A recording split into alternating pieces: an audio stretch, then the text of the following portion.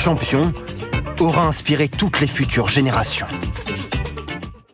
Alors on a récupéré Grégoire Axelrod, je ne sais pas si vous avez vu ces images que tout le monde connaît, et c'est vrai que c'est peut-être un signe du mythe Pelé. On se souvient aussi des actions qui n'ont pas abouti, le but contre l'Angleterre que le gardien a arrêté, ou ce grand pont qui aboutira à passer juste à côté. C'est le signe que c'était vraiment un joueur à part.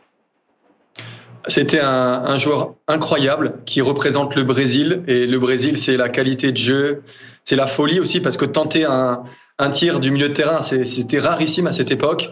Et c'est vrai que c'était le premier joueur complet pour moi qui avait les qualités techniques, physiques et aussi la vision du jeu. C'était un joueur très, très intelligent.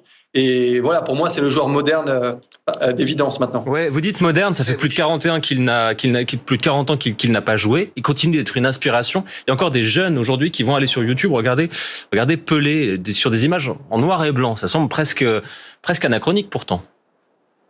Oui, bah c'est vrai, c'est ce qui fait qu'il est éternel. Ça veut dire que c'est un peu comme en musique. Il y a des groupes qui peuvent être diffusés 50 ans plus tard, ils vieillissent pas. Bah dans le foot, c'est pareil. Pelé, c'est une légende.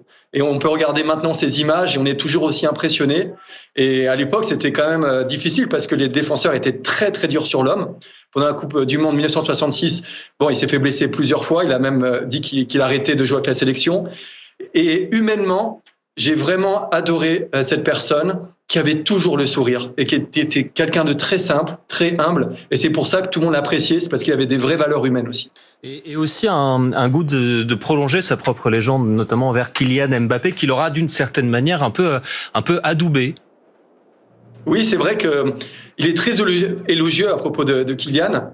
Bon, Kylian, c'est une Coupe du Monde. Pelé, c'est 3 Coupes du Monde. Bon, Kylian a 24 ans, donc il lui reste la possibilité de le rattraper. Mais c'est vrai ils ont quand même des qualités en commun et c'est des leaders dans leur équipe. Donc on a la chance d'avoir un joueur français de ce niveau-là et qui est en plus félicité par Pelé.